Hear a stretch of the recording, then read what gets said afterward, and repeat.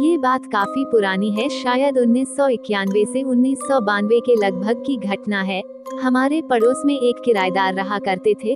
उनकी service two wheeler company में एक मैकेनिक की थी। उनकी प्रवृत्ति नास्तिक थी और उनकी पत्नी और बच्चे काफी धार्मिक थे। उनके बीच में हमेशा इसी बात को लेकर झगड़ा होता था कि जब भी कोई धार्मिक समारोह होता, जैसे कोई साधु संत का प्रवचन होना हो या कोई झांकी को, या फिर पड़ोस में किसी के भी यहाँ भजन मंडली का कार्यक्रम हो, तो उनकी पत्नी किसी भी समारोह में पुण्य कमाने का अवसर नहीं खोना चाहती थी। इसीलिए वो जब भी किसी का बुलावा आता या कोई ऊंचे साधु संतों का प्रवचन होता, वो तुरंत वहाँ जाने के लिए तैयार हो जाती थी। यही बात उनके पति को अच्छी नहीं लगती थी, क्योंकि उनके इस तरह के बुलावों में जाने से उनके दैनिक कार्यों में व्यवधान पड़ता था। मित्रों, बात भी सही थी, क्योंकि पहली जिम्मेदारी हमारे घर की होती है, बाद में अन्य कार्यों की। लेकिन दोस्तों, उनके पति हमेशा से नास्तिक नहीं थे, क्योंकि जब भी वो किसी देव स्थान से गुजरते अपना सिर जरूर झुकाते थे। इसी से हमने ये बात नोटिस कर ली, ये अंदर से धार्मिक तो जरूर है, लेकिन इनके नास्तिक होने का काफी श्रेय इनकी पत्नी को जाता है, क्योंकि इंसान के कर्म और भाग्य दोनों एक साथ चलते हैं। आप चाहे कितनी भी अच्छी किस्मत लिखा के क्यों न लाए हो, फल तो कर्म के अनुसार ही मिलेगा। इनकी पत्नी को घर के मकान की बहुत लालसा रहती थी और भाग्य ने साथ दिया तो उनके होम लोन की दिक्कतें दूर हो गई और उन्होंने अच्छा सा मकान खरीद लिया। दोस्तों, अब यहाँ से बात शुरू होती है। उनकी पत्नी के कारण उन अंकल को पूजा पाठ और हवन शांति गृह प्रवेश को बिल्कुल सिरे से नकार दिया और घर में शिफ्ट हो गए। उस घर में जाते ही सबसे पहले तो उन अंकल को भगवान की तस्वीरें लगाते ही किल से गहरा जख्म हो गया और खून की धार जमीन पर गिर गई। उनको 7 टांके आए। घर में शिफ्ट होने के बाद वो कुछ समय के लिए कहीं बाहर चले गए। वापस आए तो उनके साथ अजीब -2 बातें होने लगी। उनको रात में कभी दो ऐसा महसूस होता कि कोई उनके पास से होकर सीढ़ियों की तरफ जा रहा है, तो कभी दो उनको नींद में ऐसा लगता कि किसी की आने की झपकी पड़ी हो। अब इस तरह उनको 2-3 महीने हो गए। फिर एक दिन और एक बात हुई, उन अंकल की तबीयत खराब हो गई। सब जांचें हो गई लेकिन कोई समस्या नहीं आई। लेकिन वो अंकल अपनी पत्नी से कहते कि मुझे बहुत घुटन महसूस हो रही है और मन भी खराब हो रहा है। वो अपनी पत्नी से बोलते, पता नहीं मुझे बार -2 ऐसा लग रहा है कि बहुत जी भरकर रो। दोस्तों, यहाँ आपको ऐसा लग रहा होगा ये क्या बात हुई, कोई अपने आप क्यों रोएगा? लेकिन दोस्तों, जो मैंने सुना वही बता रहा हूँ। आगे चलते हैं दोस्तों। उसके बाद वो अपनी पत्नी से बोले कि पता नहीं, पर मुझे लग रहा है कि मैं अनाथ हो गया हूँ और सब मुझे छोड़कर चले गए, इसलिए मुझे रोने की इच्छा हो रही है। उनकी पत्नी बोली, ये क्या बोल रहे हो, कहाँ सब चले गए, ऐसी बातें क्यों कर रहे हो? दोस्तों, समय निकलता रहा। धीरे दो परिवार में सभी सदस्य उदास दो से और चुप रहने लगे। कोई किसी से ज्यादा बात नहीं करता था।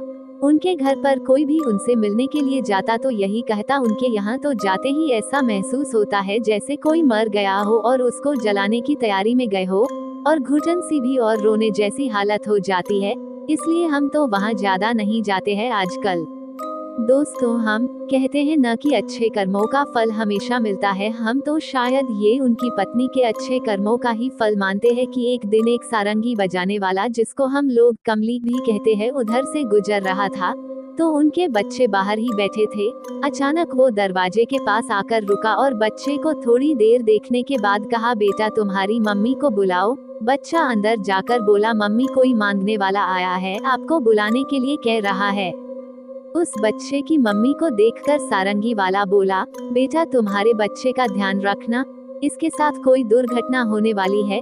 वो बोली, क्या दुर्घटना वाली है?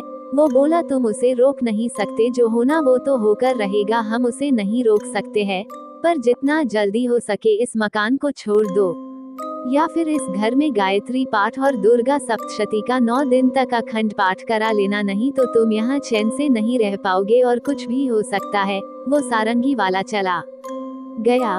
उसके थोड़ी देर बाद बच्चे की माँ ने उसे किराने की दुकान से कुछ लाने के लिए भेजा, जो रोड के उस पार थी। तो वो बच्चा जब सामान लेकर आ रहा था तो उसको किसी स्कूटर वाले ने टक्कर लगा दी। इत्तेफाक से बच्चे को भी 7 टांके आए। अब जब से वो सारंगी वाला बोलकर गया, तब से वो घर में दहशत सी फैल गई। फिर उन आंटी ने वहाँ गायत्री पाठ और सप्तशती चंडी का पाठ कराने की सोच ली, लेकिन जब भी इसका नाम लेते तो उनके पति फिर से इन सभी चीजों को नकारते रहते। उनकी पत्नी की स्थिति ऐसी हो गई जैसे एक तरफ कुआं एक तरफ खाए और बीच में शेर। एक तरह से देखा जाए तो जब भी इस घर के शुद्धिकरण की बात आती तो हमेशा नकारात्मक सोच ही उभर के आती थी। एक दिन उन अंकल के कोई रिश्तेदार वह मिलने आए जो भजन कीर्तन में व्यस्त रहते थे। उन्होंने भी जब वो जाने लगे तो वो बोले, तुम ये मकान जल्दी से छोड़ दो, नहीं तो कुछ भी हो सकता है, मुझे यहाँ कुछ अच्छा नहीं लग रहा है। फिर काफी जनों की राय लेने के बाद उनको वो घर छोड़ना ही पड़ा। फिर कुछ महीनों बाद वो आंटी एक बुजुर्ग महिला से बातें कर रही थी तो बातों बातों में उस मकान की जिक्र चला तो उन बुजुर्ग महिला ने बताया कि यहाँ पर एक लड़की छत से गिर गई थी और जब दूसरा परिवार जब रहने आया तो एक दिन घर में कट फैलने से 7 लोग एक साथ मर गए थे।